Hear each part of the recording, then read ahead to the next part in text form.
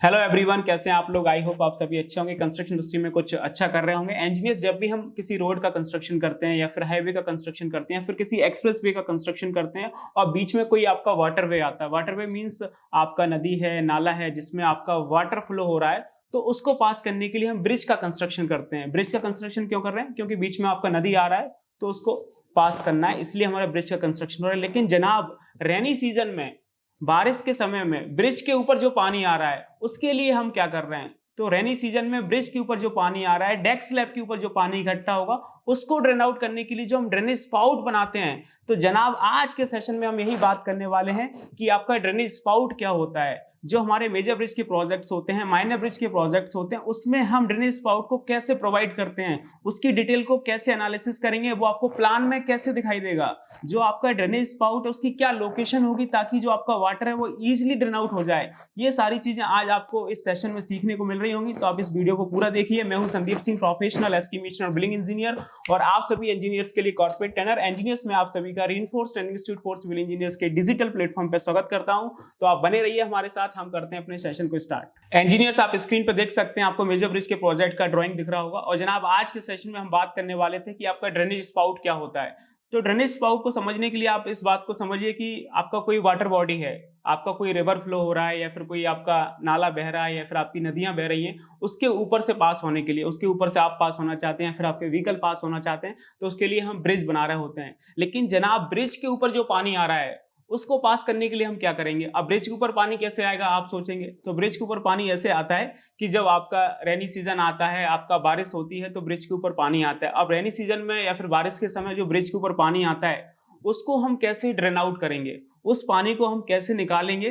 तो उसके लिए हम लोग क्या करते हैं, डेक स्लैब में आपके ड्रेनेज स्पाउट बनाते हैं। तो वही चीज हमारा क्या कहलाता है, आपका ड्रेनेज स्पाउट कहलाता है कि रेनी सीजन में जो डेक स्लैब के ऊपर पानी आ रहा है उसको ड्रेन करने के लिए जो हम स्पाउट बना रहे हैं वो हमारा क्या कहलाता है, आपका ड्रेनेज स्पाउट कहलाता है। तो आज के सेशन में हम यही बात करने वाले थे डिटेल में कि ड्राइंग में ड्रेनेज स्पाउट को हम कैसे एनालिसिस करेंगे।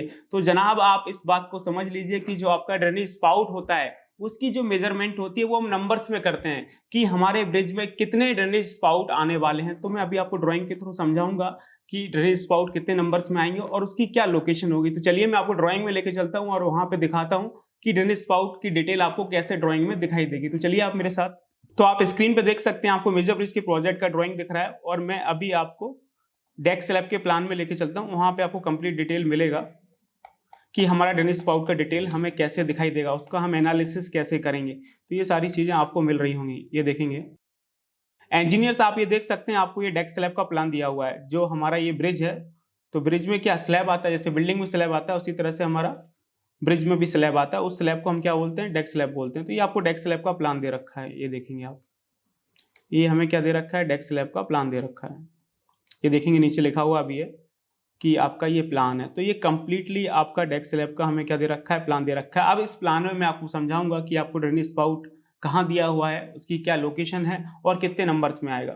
तो ये हमारा क्या है, ड्रेनेज स्पाउट है। ये इसको हम क्या बोल रहे हैं, स्लैब बोल रहे हैं। ये हमारा पूरा स्लैब है, ये आप देख सकते हैं। ये हमारा क्या स्लैब है, तो आप यहाँ पे स्लैब का लेंथ देख सकते हैं। ये आपको स्लैब का लेंथ दे रखा है, centre to centre of cross girder 11.4 metre. और यहाँ पे आपको स्लैब का ब्रेथ भी दे रखा है 8 मीटर। तो इस स्लैब में आप देखेंगे कि आपका ड्रेनेज स्पाउट है वो किस तरह से आएगा। तो आप यहाँ पे देखेंगे हमारा गर्डर दे रखा है।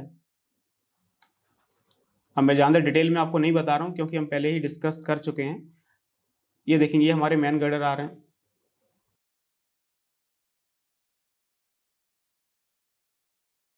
ये हमारा क्या मेन गर्डर है, और इस तरह से ये हमारे क्रॉस गर्डर आएंगे।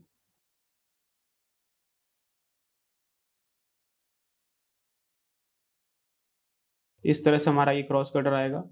और क्रॉस गर्डर की जो ब्रेथ है वो कितनी है आपकी, 300 मिलीमीटर है। और जो हमारा मेन गर्डर है वो कितने का है, आपका स्टार्टिंग फेस 625 का है और जो आपका मिड फेस है वो 325 का है। तो इस तरह से हमारे मेन गर्डर और क्रॉस गर्डर आएंगे और इसके ऊपर से ये हमारा इस तरह से स्लैब कास्ट हो जाएगा। ये देखेंगे, ये हमने स्लैब कास्ट कर दिया। अब इस स्लैब में आपका ड्रेनेज स्पाउट कहाँ पे आ रहा है, आप ये देख सकते हैं। ये हमारा ड्रेनेज स्पाउट है, ये हमारा फर्स्ट ड्रेनेज स्पाउट दे रखा है, आप ये देखेंगे।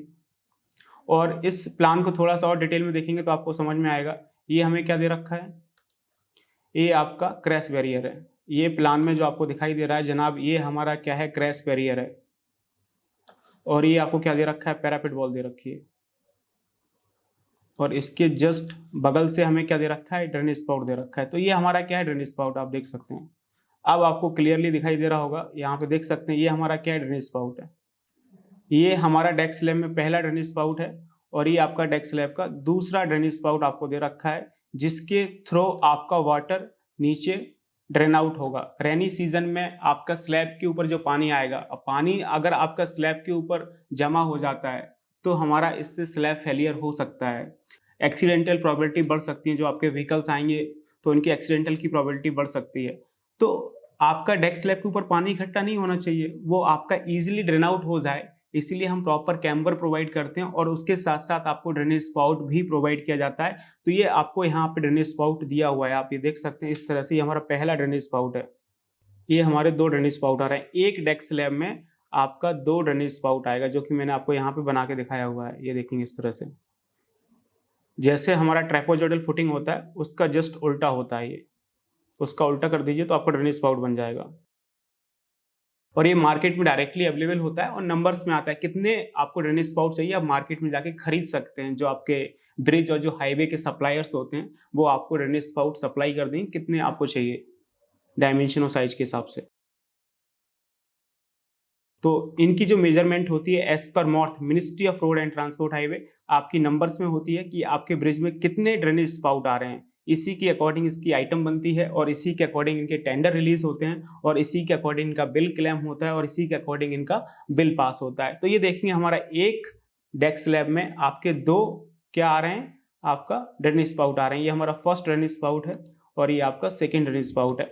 अब जो आपका फर्स्ट ड्रेनेज स्पाउट है उसकी डिटेल आपको दे रखी है, यहाँ पे देखेंगे ध्यान से तो आपको समझ में आएगा। जो आपको फर्स्ट ड्रेनेज स्पाउट है वो आपका क्रॉस गर्डर के सेंटर से लेके 1.5 मीटर तक आएगा। जो आपका फर्स्ट ड्रेनेज स्पाउट है उसका डिटेल दे रखा है, ये देखेंगे कि वो हम कहाँ पे लोकेट करेंगे। वो आपका क्रॉस गर्डर से 1.5 मीटर डिस्टेंस पे हम उसको पोजीशन करेंगे, उसको लोकेट करेंगे। यहाँ पे दे रखा है प्रॉपर डिटेल में, आप ये देख सकते हैं कि जो हमारा क्रॉस गर्डर का सेंटर है, ये देखेंगे ये हमारा क्या है, क्रॉस गर्डर का सेंटर दे रखा है आपको। ये पूरा क्रॉस गर्डर का सेंटर है। इस क्रॉस गर्डर के सेंटर से लेके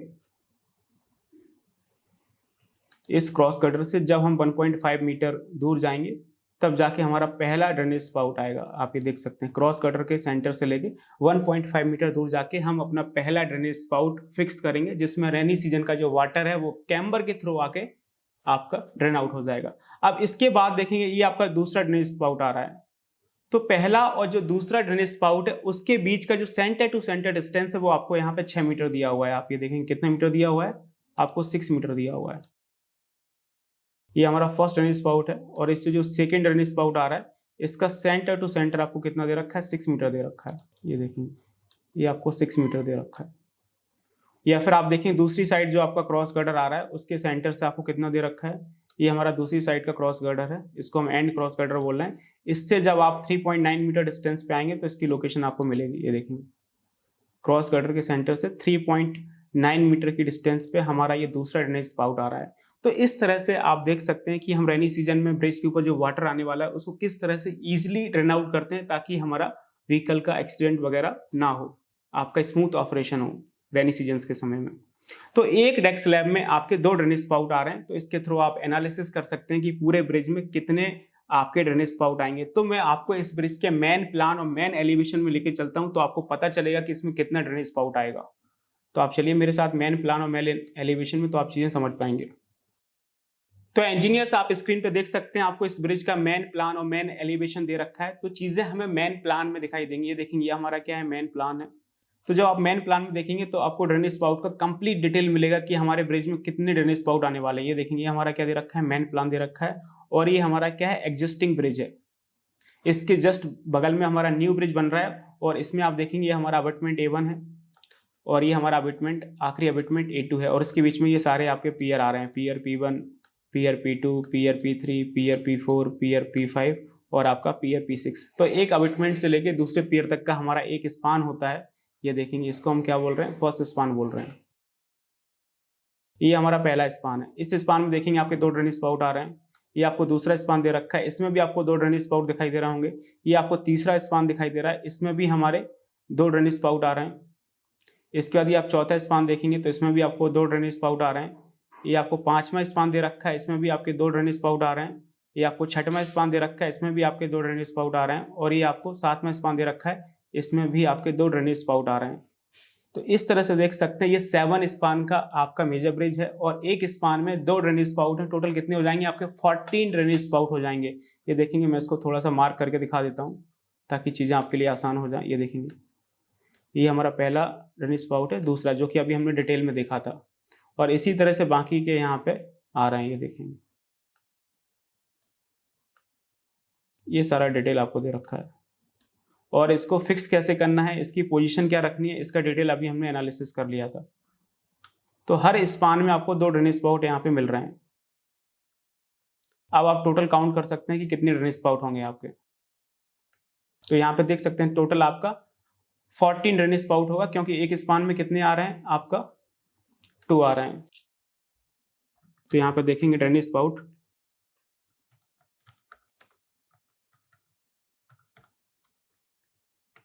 एक स्पान में कितना आ रहा है? 2 आ रहा है। और टोटल हमारे स्पान कितने हैं? 7 है। तो टोटल ड्रेनेज स्पाउट कितना हो जाएगा आपका? 14 हो जाएगा। 40 नंबर्स ये हमारे ड्रेनेज स्पाउट्स हो जाएंगे। तो एज पर MORTH ministry of road and transport highway, drainage spout का जो आइटम बनता है वो नंबर्स में बनता है। इसका मेजरमेंट नंबर्स में होता है और इसका जो बिल हम क्लेम करते हैं वो भी नंबर्स में ही करते हैं। इंजीनियर्स, आई होप आपको समझ में आया हो कि ड्रेनेज स्पाउट क्या होता है और इसकी डिटेल को ड्राइंग में कैसे पढ़ते हैं। यदि आपको वीडियो अच्छा लगा हो तो प्लीज आप इसे लाइक करिए, अपने फ्रेंड्स के साथ शेयर करिए, और आपने अभी तक हमारा यूट्यूब चैनल रेनफोर्स सब्सक्राइब नहीं किया तो प्लीज आप इसे सब्सक्राइब कर लीजिए। तो इसी तरह से आपको क्वालिटी कंटेंट मिलता रहेगा। Till then keep learning and keep exploring. Thank you so much.